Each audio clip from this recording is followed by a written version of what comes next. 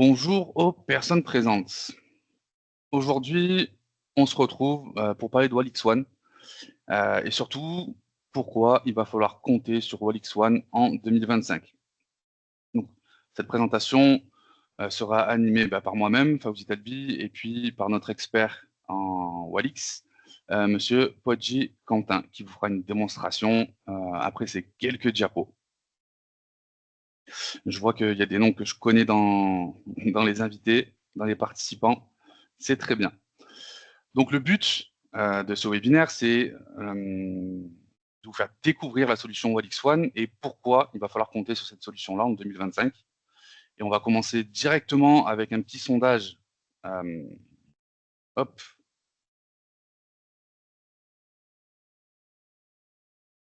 Un petit sondage de l'IDSA, l'IDSA, qui est une organisation à but non lucratif, qui promeut une approche centrée sur l'identité. Cette association regroupe plusieurs grands de l'informatique, surtout du monde de l'identité. Vous avez par exemple Cisco, qui en fait partie, vous avez Morgan Franklin, qui en fait partie, et j'en passe. On commence par un petit top 5 des principales violations d'identité en 2024. Donc en top 1, on retrouve le phishing. Tout le monde sait ce que c'est le phishing.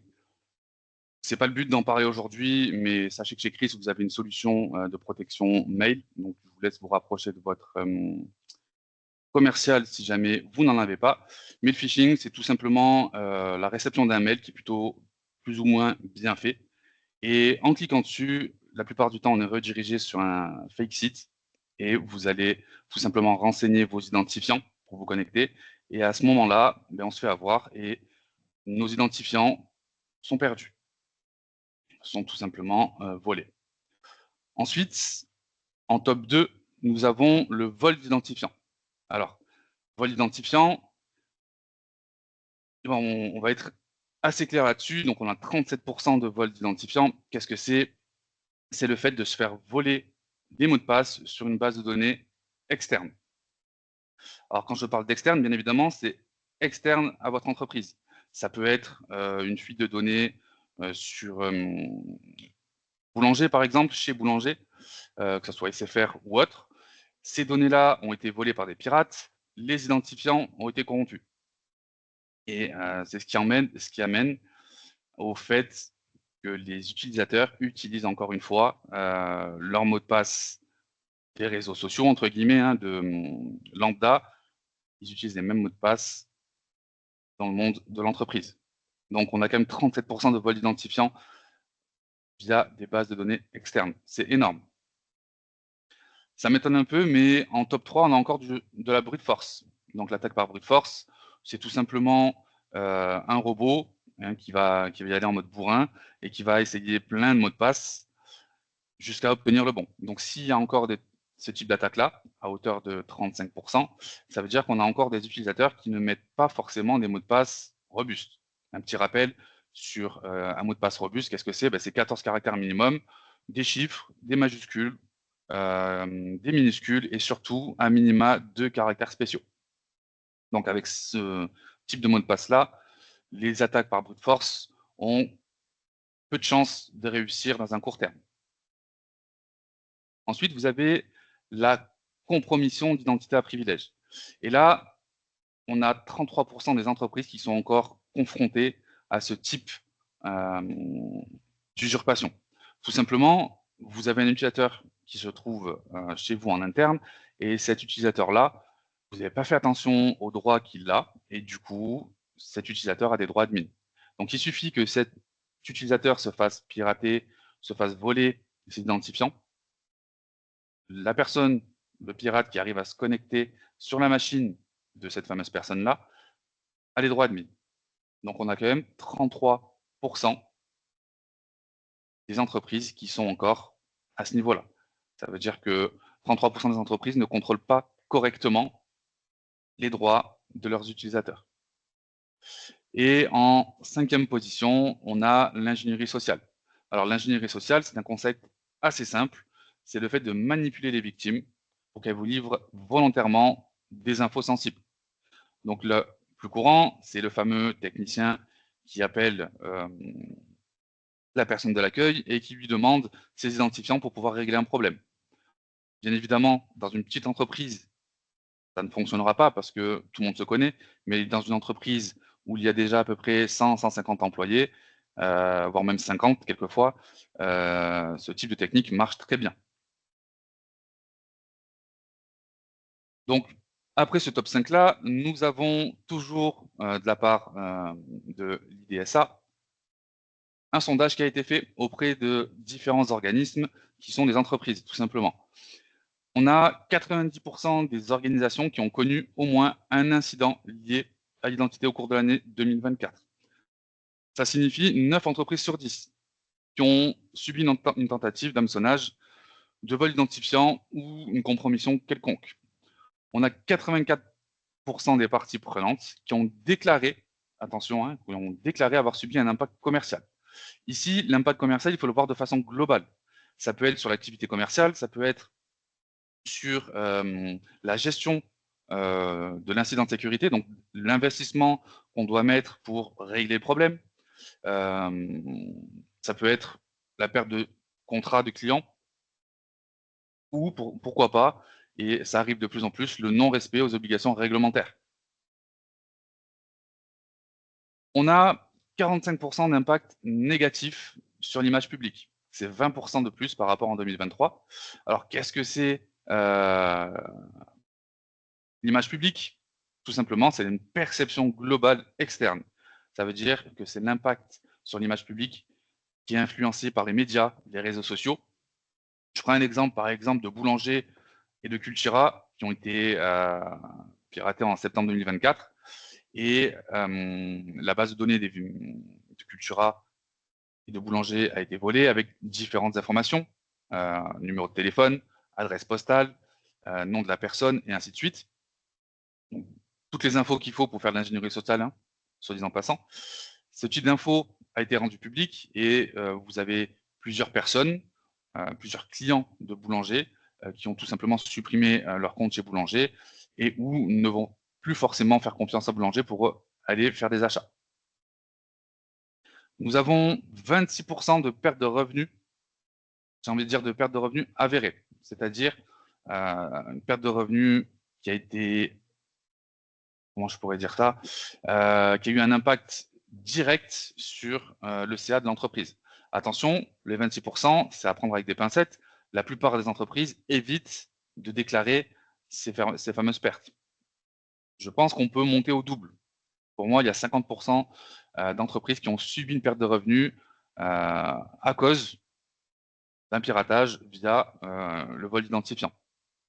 Ça peut tout simplement, une fois que c'est rendu public, vous avez certains clients qui perdent confiance en l'entreprise et qui arrêtent de collaborer avec. Et dans ce cas-là, c'est une perte de revenus.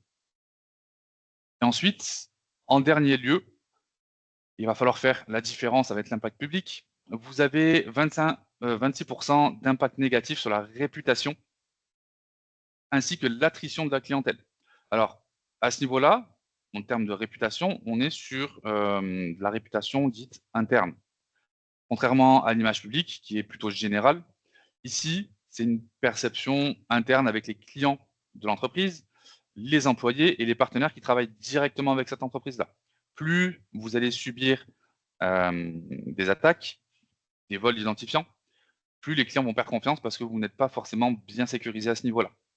Et l'attrition de la clientèle, c'est l'impact sur la réputation qui entraîne des pertes directes. Donc les clients résilient leur contrat au niveau de votre entreprise. Une petite stat également, un petit sondage que j'ai trouvé sur le rapport X-Force de Threat Intelligence d'IBM. Il faut savoir qu'à l'échelle mondiale, on a une augmentation de 71 des cyberattaques causées par l'exploitation de l'identité. Je dis bien à l'échelle mondiale. Et une analyse plus fine a observé qu'en France, nous avons 59 de ce type d'attaques, donc des attaques qui visent à l'identité, qui sont directement dirigées vers les services aux entreprises, qui sont les principales victimes en 2024. Donc ça veut dire que les services aux entreprises, c'est quoi? C'est des SS2I, hein. C'est des personnes qui gèrent, l'informatique des, PME. Soit allez 59, donc 60 des attaques ont été observées sur ce type d'entreprise. Donc ça revient à dire, ça revient aux réglementations de NIS2. Donc si vous avez vu notre, webinaire précédent où on parle de la chaîne d'approvisionnement, on est en plein dedans. Donc maintenant, pour, pallier à tous ces problèmes, de sécurité au niveau de l'identité, Walix One vous propose 4 produits. On va les voir. On va commencer par le produit phare entre guillemets, donc Walix One PAM, qui est un Access, Privilege Management. Privilege Access Management, autant pour moi si je le dis à l'endroit. Et ici, vous allez hop, pouvoir, gérer tout simplement avec des sessions management, les droits à vos utilisateurs. Donc vous allez pouvoir donner, segmenter correctement tous les droits de vos utilisateurs. Donc ça évite, qu'une personne de l'accueil ait des droits admin sur son poste ou sur certains matériels. Vous avez un password management manager qui est là pour, pourquoi pas, changer les mots de passe de manière automatique et ou, faire en sorte que la personne puisse se connecter, sans avoir connaissance du mot de passe. Pour tout ce qui est personnes, extérieures à l'entreprise, vous avez une traçabilité, vous avez des logs qui vont très loin. C'est-à-dire que vous avez la possibilité d'enregistrer toutes les sessions, qui traversent le bastion, donc sous forme de vidéo. Et si jamais vous avez une entreprise qui, travaille chez vous, qui s'occupe de vos machines-outils, par exemple, vous avez l'option Universal Tunneling qui vous permet de connecter un logiciel tierce, la plupart du temps, directement via le bastion sur votre machine-outil. Donc de ce fait, vous avez tous les logs également de cette connexion-là. Et vous avez, l'application Tout Application Password.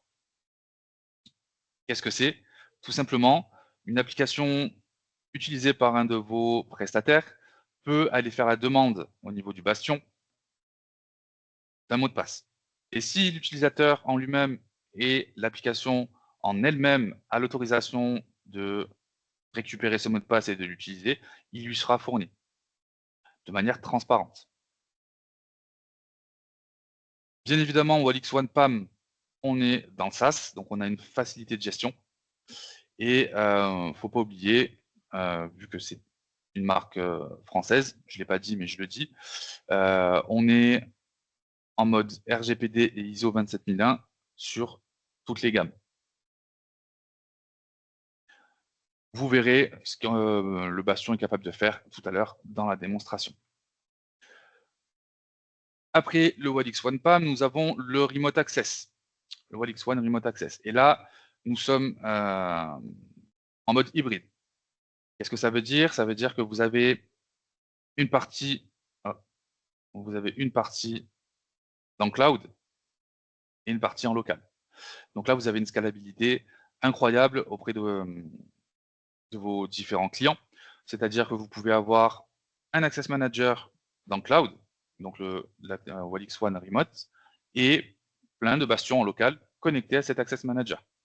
Et là, vous allez pouvoir éviter toutes les connexions en VPN chez le client pour faire différentes manipulations. Donc là, vous allez passer par le Remote Access. Non seulement ça sera logué, non seulement ça sera sécurisé, et non seulement vous pouvez avoir, la double authentification avec une combinaison de MFA.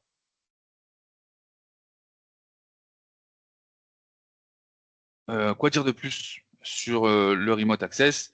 Que ça soit de l'hybride et surtout que vous avez un annuaire intégré et la WFA intégrée à la solution. Donc ça vous permet, encore une fois, de sécuriser les accès au SI du client. Ensuite, nous avons Walix One IDaaS.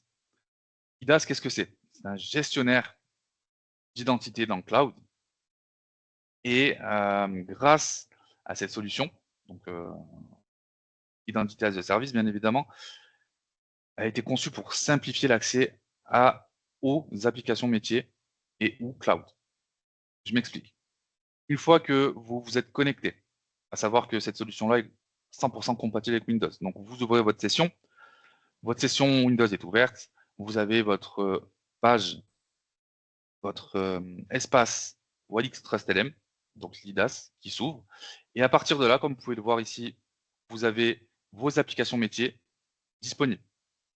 Ici, en un seul clic, nous sommes connectés à l'application. Donc l'utilisateur n'a plus besoin de renseigner son mot de passe. Là, nous sommes sur une connexion à SSO. Nous avons des connexions de type Radius qui sont possibles. Et surtout, vous avez le multifacteur. Donc, vous avez la possibilité d'avoir du 2FA sur toutes vos applications, que ce soit des applications cloud ou internes. Vous voyez ici, au-dessus des applications Walix, vous avez un petit cadenas. Cela veut dire que vous avez tout simplement de la double FA.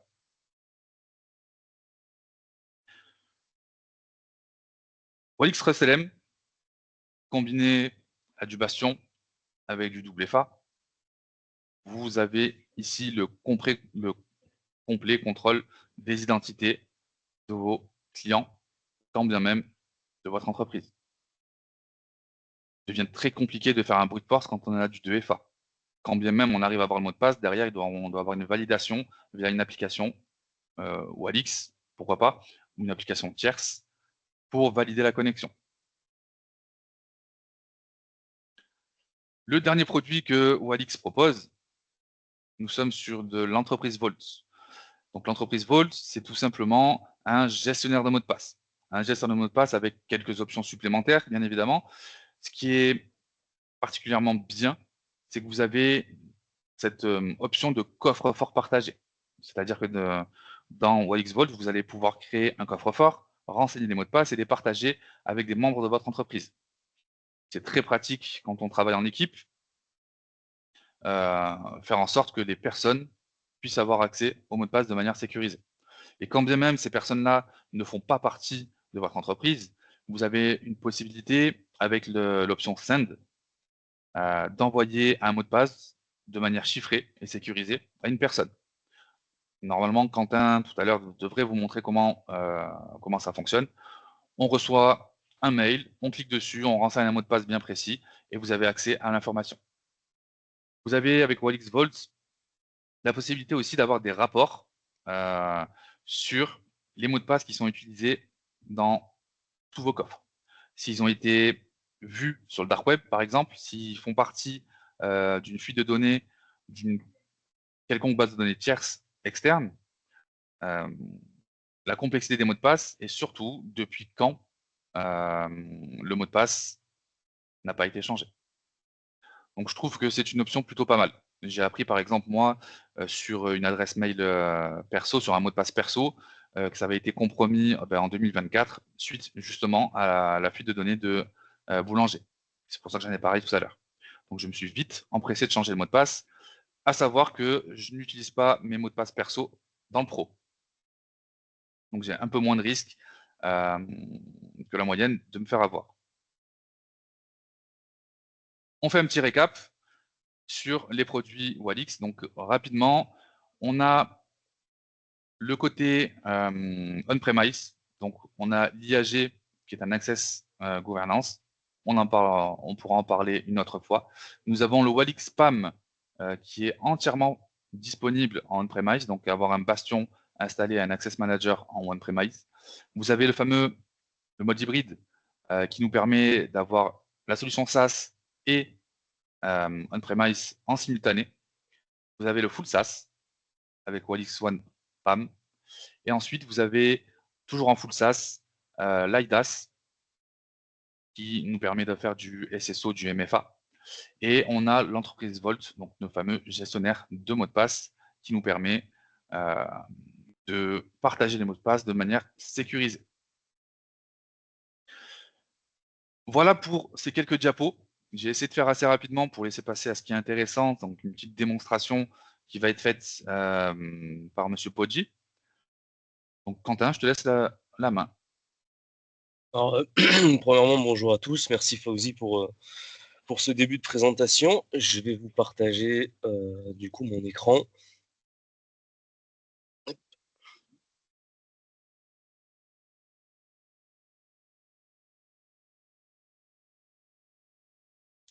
Et voilà.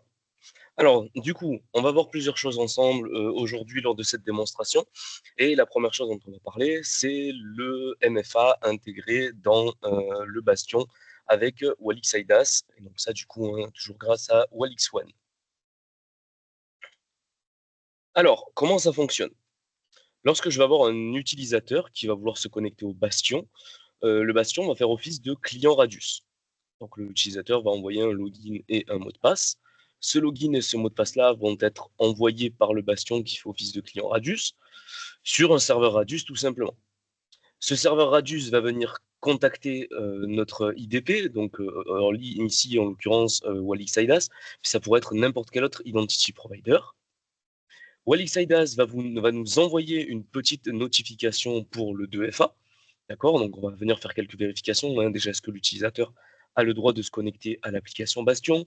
Est-ce qu'il y a du MFA? S'il y a du MFA, à ce moment-là, comme vous pouvez le voir, on envoie une petite notification sur tout simplement l'application Walix Authenticator, qui est incluse avec Walixidas. On accepte la connexion. Walixidas répond au serveur Radius en disant que la connexion est acceptée. Le serveur Radius renvoie l'information à notre Bastion et permet la connexion. Donc ça, c'est pour le principe de fonctionnement et on va passer directement à la démonstration. Donc ici, je me connecte avec mon utilisateur sur la page web du Bastion. Et lorsque je vais venir me connecter ici, étant donné que j'ai de l'authentification, j'ai de la double FA, je vais pouvoir venir entrer mon code OTP. Alors, on voit sur une petite particularité. Étant donné que j'ai plusieurs possibilités de 2FA, on voit ici que j'ai l'application Walix Authenticator et une application TOTP Authenticator, tout ce qu'il y a de plus classique. Je vais pouvoir choisir laquelle des deux je vais pouvoir utiliser. Donc celle que je vais choisir d'utiliser, c'est tout simplement Walix Authenticator. Donc je rentre 1 pour pouvoir sélectionner cette application-là. Et donc je reçois instantanément, je ne sais pas si ça va bien se voir à la caméra, une petite demande sur mon application. J'accepte, je clique sur Entrée et je peux me connecter au Bastion. Alors, là, je vous ai présenté la version du coup sur la page web du Bastion, mais bien évidemment, on va avoir la même chose en RDP.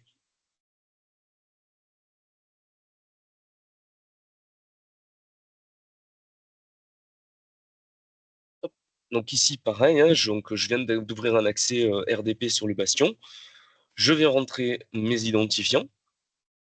Et exactement de la même façon, je vais pouvoir choisir de venir entrer le type de 2FA que je souhaite utiliser. Encore une fois, j'accepte sur mon téléphone.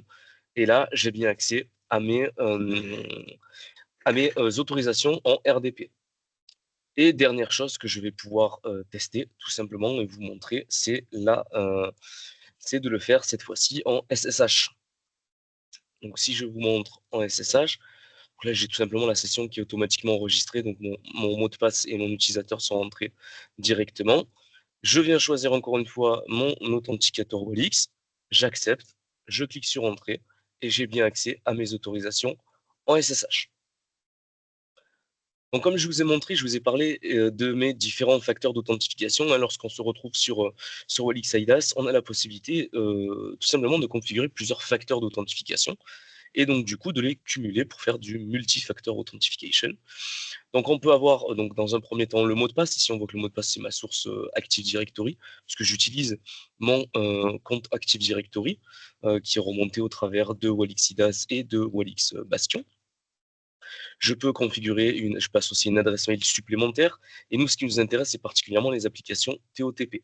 Donc là, j'ai une application TOTP qui est enregistrée. Et cette application TOTP-là, c'est tout simplement l'application Entreprise Volt. D'accord? Si je viens rentrer ici, bon, voilà, qui est mon utilisateur. Ici, j'ai le code de vérification de TOTP, d'accord, qui est lié à mon Walix IDAS. Je vois que j'ai Walix Authenticator, je peux ajouter plusieurs applications Walix Authenticator, TOTP, des clés de sécurité physique également, de type YubiKey par exemple, et également des certificats utilisateurs. Donc ça, c'était plus particulièrement pour la partie MFA. Maintenant, on va reprendre notre démonstration et notre focus sur le bastion et venir présenter un petit peu des choses plutôt intéressantes au niveau de la gestion des sessions, que ce soit en RDP ou en SSH. Donc là, ici, je vais me connecter en admin.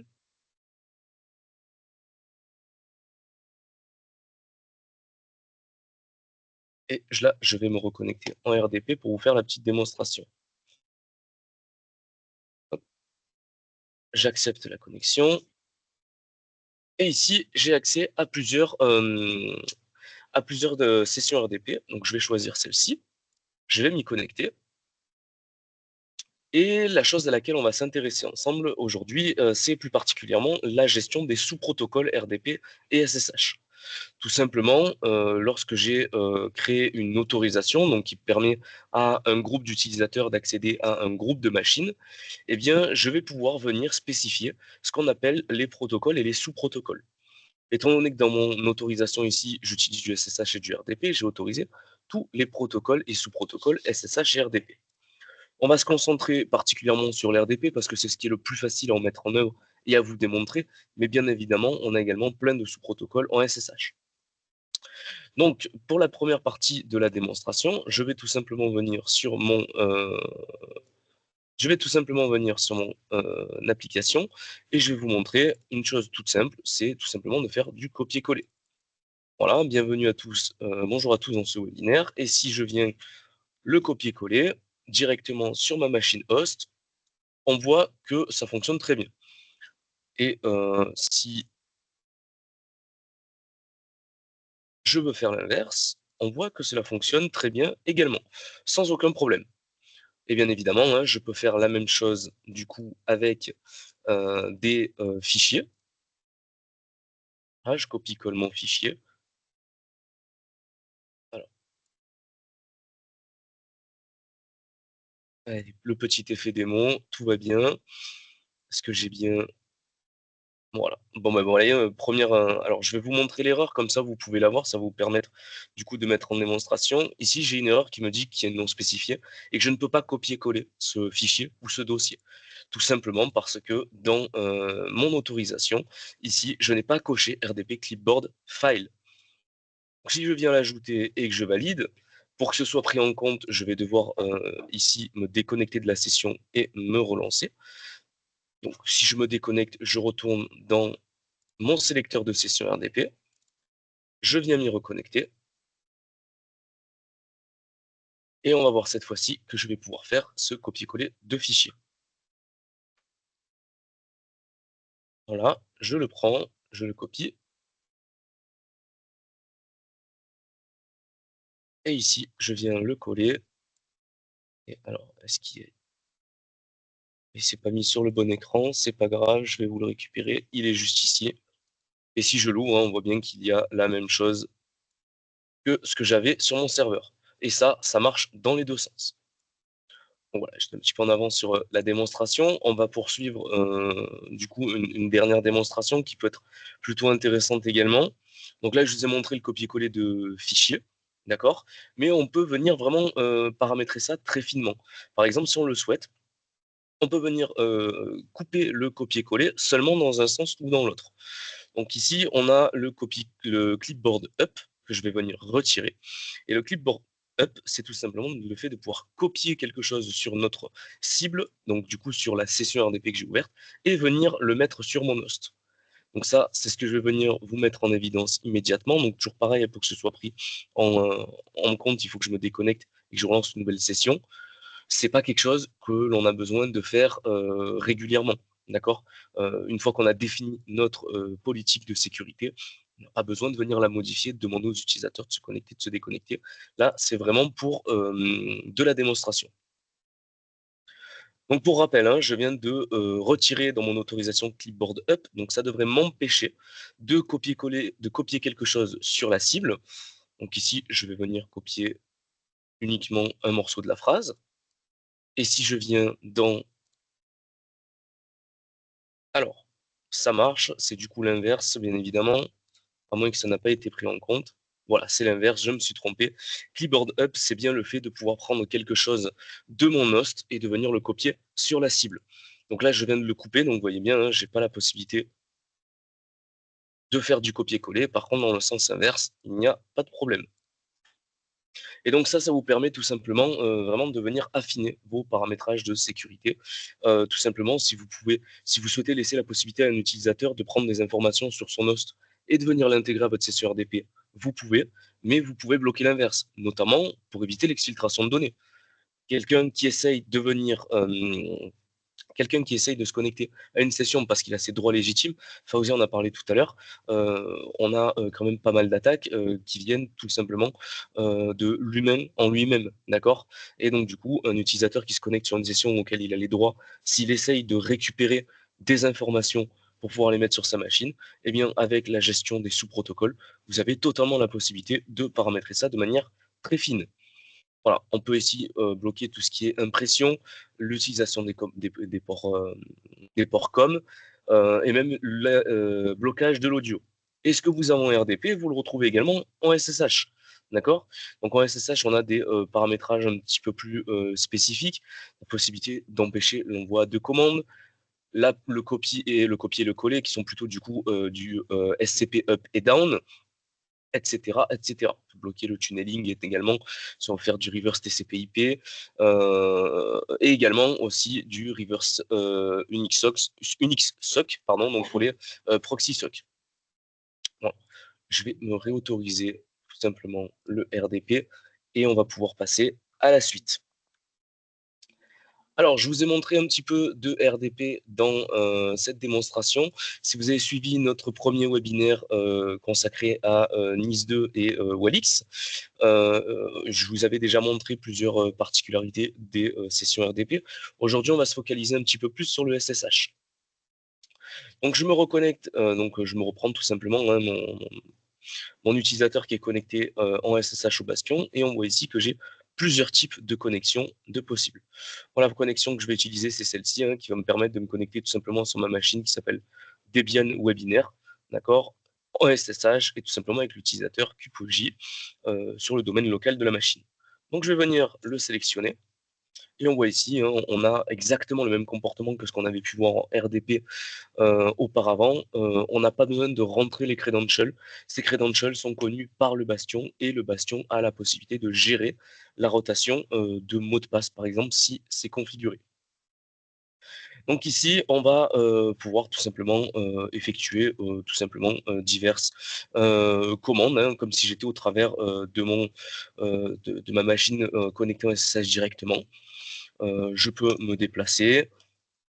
Voilà, et si je viens me mettre à la racine, je peux tout simplement venir créer un fichier si je le souhaite.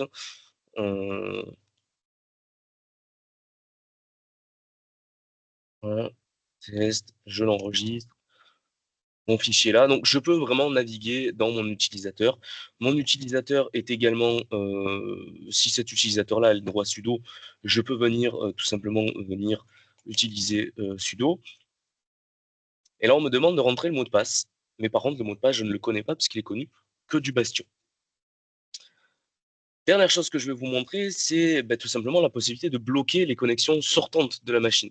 Hein, on a totalement les droits légitimes de se connecter sur cette machine en SSH, mais voilà, un utilisateur mal intentionné peut-être souhaiterait utiliser cette machine en tant que rebond. Alors je parle d'un utilisateur mal intentionné, mais potentiellement un attaquant également.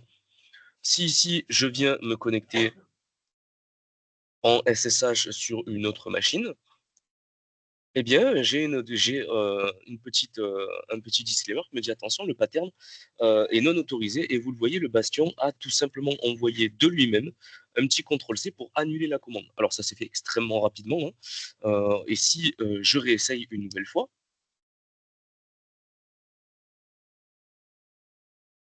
on voit que le pattern, et on me dit que j'ai plus qu'un essai restant, on va aller jusqu'au bout de la démonstration et venir vous montrer ce qu'il se passe si on décide de venir, encore une fois, tenter cette connexion, et bien tout simplement, on sera complètement rejeté. La connexion se fera couper par le Bastion. Donc je peux me reconnecter si je le souhaite, mais on va passer à la suite.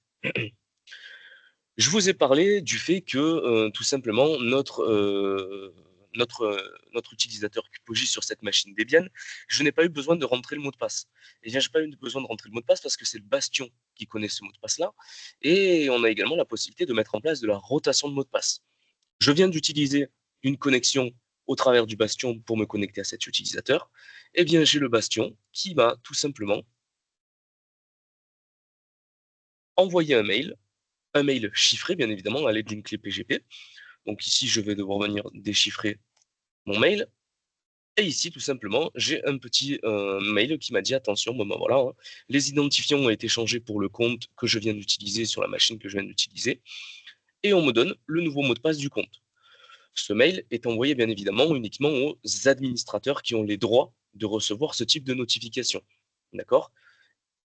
Autre chose qui est plutôt intéressante, toujours dans la gestion des mots de passe au travers du bastion, je reçois tous les jours, d'accord? Parce que bien évidemment, hein, je ne vais pas, moi, en tant qu'être humain, venir regarder tous les mots de passe qui ont été modifiés tous les jours. Par contre, je reçois tous les jours, aux alentours de 2h35 du matin, un petit fichier zip qui contient l'entièreté des credentials qui ont été modifiés ou tout simplement une mise à jour des credentials. Pour vous montrer ce à quoi ça ressemble, tout simplement dans ce fichier zip, je l'ai téléchargé auparavant, hein, on voit bien que c'est celui que j'ai reçu à 2h34. Et dans ce fichier zip-là, je reçois tous les mots de passe de tout simplement toutes les connexions, toutes les connexions qui sont paramétrées avec un mot de passe enregistré sur le firewall. D'accord? Ici, on retrouve mon utilisateur que j'ai utilisé tout à l'heure. Et une fois que l'on déchiffre aussi, puisqu'encore une fois, hein, ce fichier zip nous est envoyé dans un mail chiffré. Lorsque je le télécharge, les fichiers dans le zip sont également chiffrés eux aussi également. Donc, je suis obligé d'utiliser ma clé PGP pour les déchiffrer. Et lorsque je le déchiffre, tout simplement, ici, on voit que le mot de passe, bah, il est différent. Il est différent pourquoi? Parce qu'à 2h du matin, quand j'ai reçu la mise à jour de tous les mots de passe, eh bien, depuis, le Bastion a effectué un changement du mot de passe que l'on voit juste ici, qui est à 10h37, hein, il est 10h40. Donc, une fois tout simplement que je suis sorti de cette connexion SSH. Donc, on a un paramétrage plutôt assez fin de cette gestion de mots de passe au travers du Bastion. D'accord? Je vais juste me reconnecter pour la suite de la présentation. Donc, on a une gestion, voilà, comme je disais, assez pratique de ces mots de passe, surtout pour des mots de passe un petit peu sensibles. Je le rappelle, hein, l'utilisateur n'a pas besoin de connaître, encore une fois, le mot de passe. Le mot de passe est connu du Bastion uniquement. Le Bastion s'occupe à chaque fois qu'on a fini d'utiliser notre connexion de changer ce mot de passe-là. Et bien évidemment, en tant qu'administrateur, au cas où demain, le Bastion, pour x ou y raison, on ait besoin de passer en dehors du Bastion, et bien tout simplement qu'on ait quand même un endroit où le mot de passe est connu. Ça, c'est l'administrateur qui le reçoit. Et encore une fois, avec, je le rappelle, de l'envoi de mails chiffrés par certificat et par clé. D'accord? C'est quelque chose de très important. On ne voit pas les mots de passe en clair. Euh, Hop, si je me rends du coup sur l'historique des sessions, hein, si vous aviez vu encore une fois notre ancien webinaire, on avait présenté les logs des sessions au travers du RDP. Maintenant, on va le voir à travers du SSH. Donc, on a toujours une petite retranscription vidéo. Donc, retranscription vidéo donc fidèle avec tout ce qui s'est passé, hein. Si on va se connecter, alors je pense qu'on peut y retourner, hein. Tout simplement, on se connecte. On voit que la première commande que j'ai lancée, c'était un ls. Et si je retourne dans le bastion, on voit ici que cette commande, je la retrouve juste ici. Donc, vous avez vraiment une retranscription très fidèle de la session SSH qui s'est déroulée. D'accord? Et vous avez la possibilité de retélécharger soit la transcription complète écrite. D'accord? Donc, en fait, c'est l'équivalent de la vidéo. Ici, en SSH, on n'est pas sur une réelle vidéo à proprement parler. On est juste sur une transcription. On n'a pas besoin de vidéo étant donné que c'est uniquement du texte au travers d'un shell. Donc, on a vraiment la transcription fidèle de tout ce qui s'est passé. Et on a également les métadonnées de la session. Et donc, dans les métadonnées de la session, on voit exactement tout ce qui s'est passé. Ici, on voit qu'on a la session qui a été établie. On retrouve la première commande donc en keyboard input que j'ai insérée, donc qui est tout simplement ls. Et on peut retrouver la suite de toutes ces commandes. Si hop, je vous zoome un petit peu pour que ce soit plus agréable. Si on regarde un petit peu plus bas, on voit aussi la première connexion SSH, alors en plus avec une erreur, donc vraiment le bastion, même avec une erreur, est capable de venir shooter cette connexion. Et on voit ici un petit warning, d'accord, qui indique bien qu'on a indiqué à l'utilisateur que ce pattern n'était pas autorisé. Et si on veut aller encore plus loin, hein, pour ce type de warning, donc là uniquement l'utilisateur l'a reçu, mais on peut venir voir ici dans les mails que j'ai reçus que la chaîne SSH a été détectée du coup dans la connexion SSH. On voit que l'utilisateur, donc c'était mon utilisateur, la cible c'était bien mon Debian webinaire SSH, et on vous rappelle quand même l'adresse IP de la cible. Donc vous pouvez paramétrer également des paramètres si vous le souhaitez pour vos utilisateurs qui sont tout simplement responsables de la sécurité et de la surveillance du bastion, de venir recevoir des alertes selon ce que vous avez paramétré. Et ces alertes, si on va les vérifier un petit peu, donc je me rends dans la configuration et dans la notification. Ici, on voit tout simplement que eh bien, Fauzi et moi-même sommes tout simplement destinataires de toutes ces notifications. Donc pour la démonstration, on a activé toutes les notifications, mais vous pouvez paramétrer plusieurs types de notifications et à chaque fois venir renseigner des emails de destinataires. Donc ici, on voit bien que j'ai établi, donc ici je vois que j'ai, voilà, un motif détecté dans le flux SSH, c'est le mail que j'ai reçu ici. On voit bien que c'est celui à 10h37 toujours. On voit que j'ai une connexion également, alors je vais vous la montrer. Ici, une connexion qui a été établie, donc j'ai reçu un mail aussi m'indiquant que j'ai établi une connexion à 10h35. Et donc ça, c'est ce que j'ai juste ici, dans session ou emprunt de mot de passe sur une cible critique. D'accord? Tout simplement parce que j'ai décidé que cette autorisation-là, dans cette autorisation-là, donc dans démo SSH webinaire, je suis venu indiquer que toutes les cibles qui sont contenues dans cette autorisation sont des cibles critiques. Ce qui a donc déclenché, avec le paramétrage de la notification, l'envoi d'un email pour m'informer que je me suis tout simplement connecté. Et donc ça ne marche pas que forcément pour le SSH, je l'ai également pour du RDP. Voilà. Alors, dernière démonstration que je vais faire avec vous, c'est tout simplement l'utilisation du send dans un petit scénario. Donc, ce petit scénario, il est très simple, hein. Je suis technicien informatique, d'accord? J'ai besoin de me connecter à une machine, mais avec un utilisateur qui s'appelle Privilege User. Donc, il y a tout simplement des droits privilégiés par rapport à l'utilisateur QPOJ que j'ai utilisé précédemment. Sauf que moi, en tant que technicien, j'ai pas l'autorisation, d'accord? Je vois que j'ai l'autorisation de me connecter en tant que QPOJ, mais j'ai également la possibilité, si je le souhaite, de venir me connecter en interactive. Et en interactive, je vais devoir venir renseigner tout simplement le user avec lequel je souhaite me connecter et également le mot de passe, parce que du coup, là, ici, le mot de passe n'est pas enregistré par le bastion, du moins pour moi, Quentin, puisque je n'ai pas l'autorisation de l'utiliser. Et le problème, c'est simplement, j'ai absolument besoin d'accéder à tout simplement cet utilisateur parce que eh bien, mon responsable m'a donné une mission qu'il ne peut pas effectuer puisqu'il n'est peut-être pas présent dans les locaux ou tout simplement parce qu'il est en rendez-vous. Et le problème, c'est que du coup, on en revient à ce que je vous disais, j'ai pas le mot de passe puisque le bastion, lui, je n'ai pas d'autorisation. Donc, mon responsable, tout simplement, lui, sur le mot de passe, il l'a d'enregistrer dans son entreprise Volt, d'accord? On voit que c'est un mot de passe qui est très sécurisé, on voit beaucoup de caractères, majuscules, minuscules, des chiffres, des lettres, etc. Donc, mon responsable, la seule chose qu'il a besoin de faire, c'est venir copier-coller ce mot de passe. Mais bien évidemment, il ne va pas me l'envoyer en clair, hein, c'est pas du tout sécurisé. Donc, on va utiliser la fonction send de tout simplement entreprise Volt. Donc ici, je vais tout simplement marquer le PW de privilege user. Ce que je vais envoyer, c'est un texte. On voit qu'on peut envoyer soit du fichier, soit du texte. Je viens venir intégrer mon mot de passe et je fais masquer ce send par défaut. On verra après, juste après, à quoi ça sert. Et dans les options, on peut voir que je peux mettre une date de suppression, une date d'expiration. Donc je mets tout en 1 heure et je peux également choisir le nombre de fois auquel on va pouvoir accéder à ce send. Ici, je vais mettre 3 fois et je vais pouvoir enregistrer ce send. Et ce send, pour le sécuriser quand même, je vais venir lui mettre un mot de passe. Parce que sinon, n'importe qui a le lien peut venir utiliser le send, ce qui n'est pas vraiment très sécurisé. Donc je vais venir mettre un mot de passe, j'enregistre, et ici j'ai la liste des sends, simplement que j'ai créé. Donc le lien de ce send, je vais pouvoir l'envoyer par différents canaux de communication, d'accord? Donc bon, là je vais l'utiliser moi en direct, mais bien évidemment on va pouvoir l'envoyer par du mail, par du Teams, par n'importe quel canal de communication. Et bien évidemment le mot de passe d'accès à ce send, hein, on voit que j'avais mis un mot de passe pour le sécuriser, on l'envoie par un deuxième canal de communication qui est différent du premier qu'on a utilisé pour envoyer tout simplement notre lien. Donc ici, je viens rentrer le mot de passe que j'ai utilisé pour sécuriser ce send.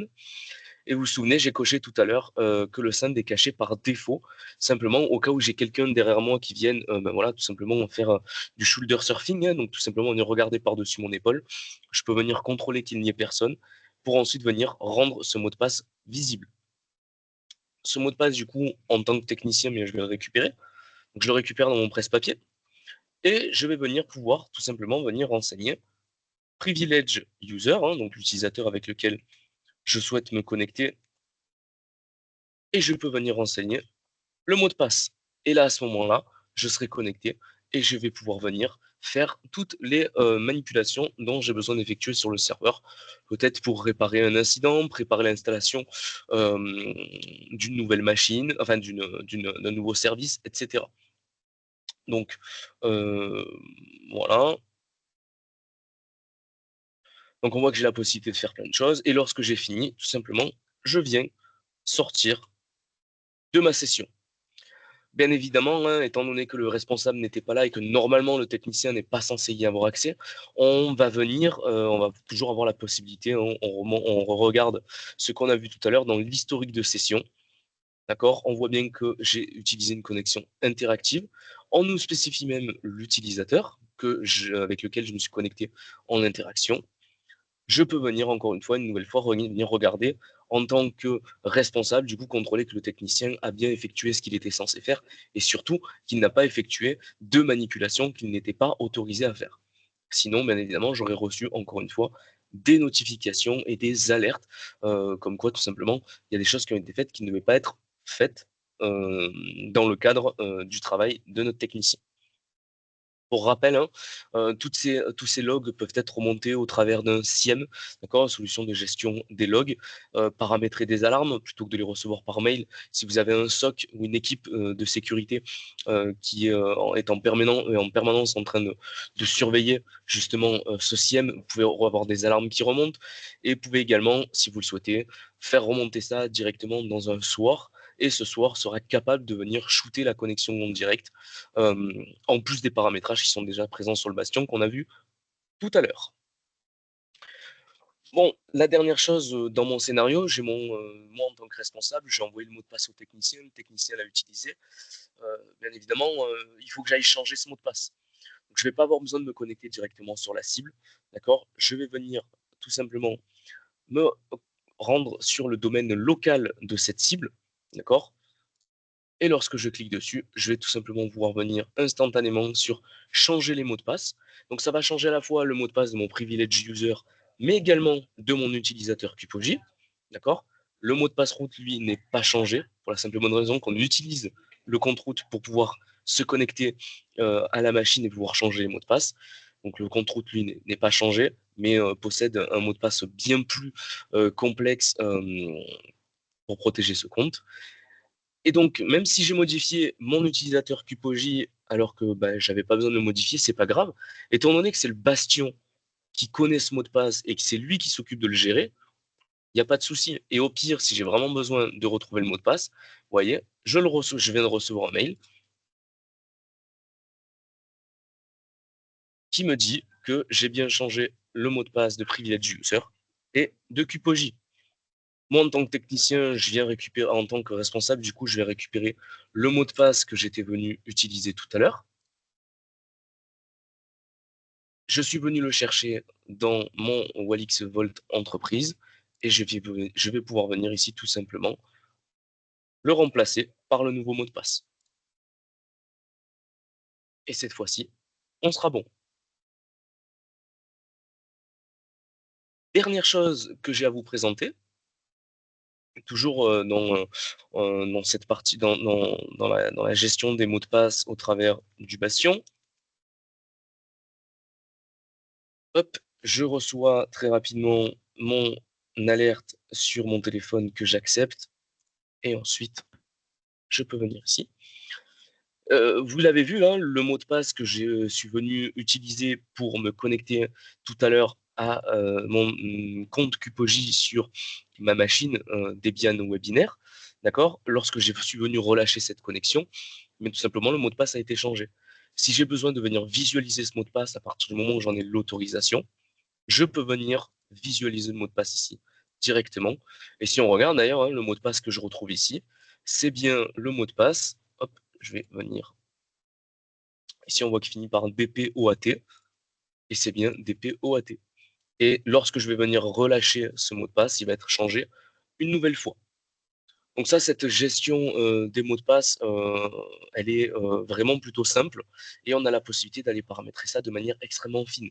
Tout simplement, le type de mot de passe, parce qu'on va mettre des majuscules, des minuscules, des chiffres, des lettres, des caractères spéciaux, le nombre de caractères dans ce mot de passe, mais également aussi pour tout ce qui tourne autour des clés SSH.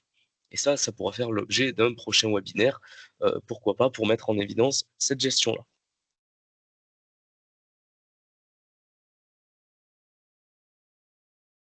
Voilà, c'est tout pour moi et pour cette partie présentation.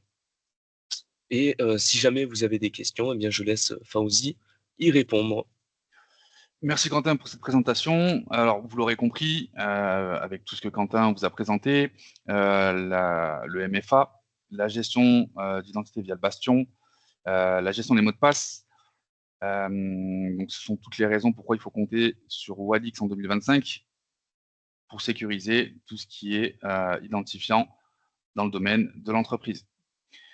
Donc, vous le savez, on se fait une petite session questions-réponses dans le chat si jamais vous avez des questions.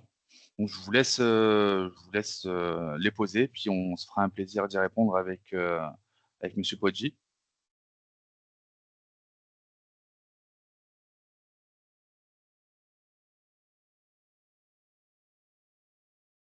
Et je crois, Fawzi, qu'on a été tellement clair qu'on n'a pas de questions pour le moment. Exactement. Donc, n'hésitez pas, hein, si jamais vous voulez faire un petit POC, tester la solution, vous pouvez passer par vos commerciaux, leur faire une demande qui redescendra chez nous, et on prendra potentiellement un rendez-vous avec vous pour mettre en place ces solutions pour que vous puissiez les tester. Voilà, s'il n'y a pas de questions, on va terminer ce petit webinaire. Merci à vous d'avoir été présents et bonne fin de matinée. Au revoir à tous.